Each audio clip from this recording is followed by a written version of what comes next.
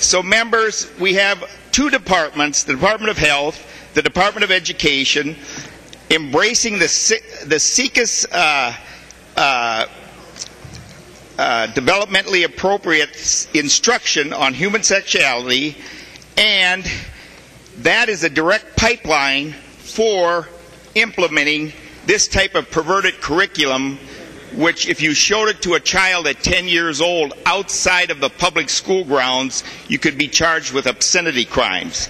In fact, the state of Washington refused to allow this book to be used in its prison because it was too obscene. Finally, members, one of the reasons we should vote to not concur is that these things need to be fixed in the bill. We need to have strong preventions for your children, my children, and our grandchildren at an elementary age of being taught this filthy, perverted information.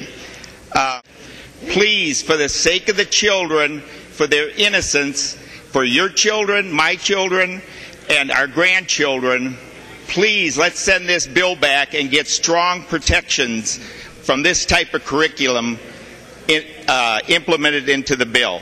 Please vote to not concur, members. There's all types of verification that the skids are greased to put this type of perverted material into our public schools and down into the elementary level.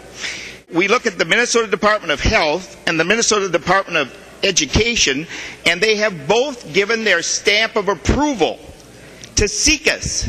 And SICUS is the Federal Sex Information Education Council of the U.S. And as I documented in the past, I won't go over it before, they get a lot of their information from the Kinsey Institute out of Bloomington, Indiana. And Kinsey conducted sexual experiments on children under 5 years old. His research was fraudulent, and it's flushed into SICUS, then it's flushed into our schools and into our teacher colleges, and then we have this type of filth, like an obscenity, like it's perfectly normal, and like Representative Scott mentioned, coming into our schools. During the interim, I met a woman, a world-renowned speaker on this subject matter. She's a subject matter expert and an author, and her name is Judith Reisman. I have not been able to stop thinking about what I heard Judith say since I met her, and it was well over 6 months ago.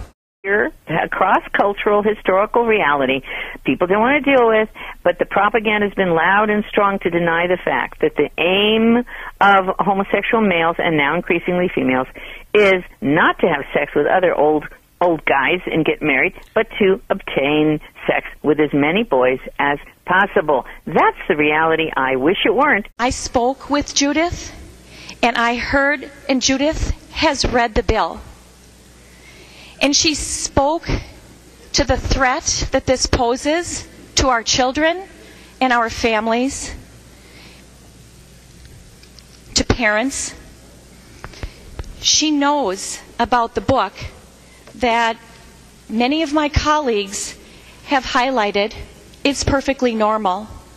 And she knows of the threat that texts like this pose to our children, and warned of similar texts that will likely be coming in curriculum in Minnesota if this bill passes. You can maybe hear from my voice that I'm shaking now. This is so disturbing to me. Representative Dabney, have you read this book? And are you concerned? Do you share our concerns about the impact of this age-appropriate for age 10 years old? Do you share our concerns about this book? Representative Dabney. Madam Speaker, Representative Pugh, this is a bill regarding school bullying. That is a book regarding comprehensive sexuality education.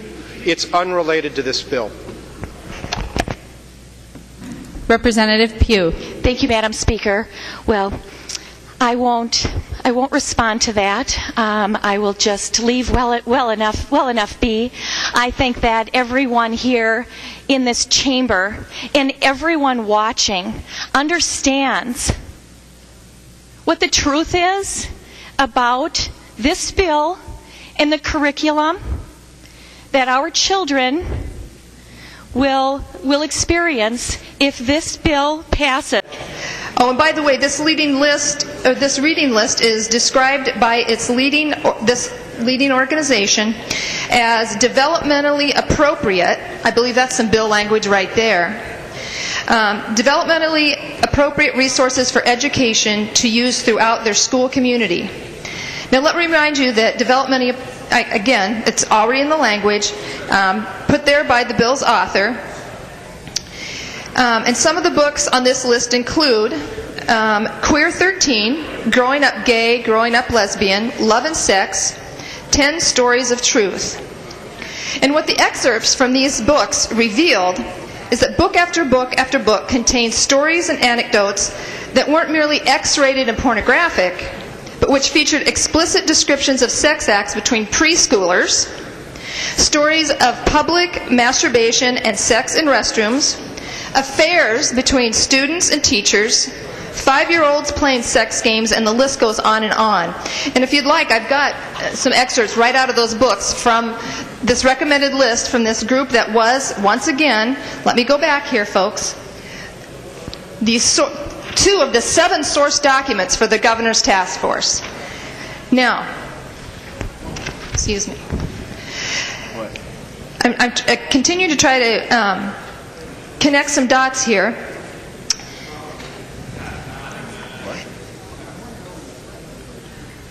Now, above all, the books seem to have less to do with promoting tolerance than with an unabashed attempt to indoctrinate students into hypersexual worldview.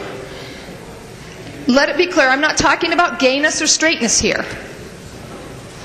The point proven here is that this organization's reading list promotes the sexualization of children in general, regardless of orientation. And Representative Dabney, you wrote this bill. You used those source documents. You gave this organization credibility by doing so. My question is to you, do you think it's appropriate for 7th graders to be given curriculum that describes obscene sex act in literature or other means, keeping in mind that your climate center, which is now the technical center, that you're creating with this bill will be providing training and curriculum resources to schools, and will do so according to the intent of this law, which continues to be guided by the Governor's Task Force on which you sit, and which does not sunset. Some of the fears we have about the materials that we know some of our students have been exposed to, our little 10-year-olds, our darling little children, might be seeing some of this because there is an emphasis on sexual education through this proposal. I have 4 sons and I have 2 grandkids now. And I've known personally for a long time that putting explicit sexual material in front of young children is very harmful. I don't know if you all know that. In fact, and I would just urge all of you to Google an interview with Ted Bundy. I think most of you remember who Ted Bundy was. He was a man who was executed for the serial murder of over 30 women. And he talks very candidly in an interview right before his execution about the fact that he was introduced to softcore pornography at a very young age. He found it in a convenience store. He was from a strong Christian family and a good family, but he was introduced to this early in life, and it led to an addiction where he reports that he needed more and more hardcore and violent pornography as time went on, until he came to the point where he needed to act out on this. Members, we need to be so careful about this bill that we're passing and this potential for the curriculums that are being recommended.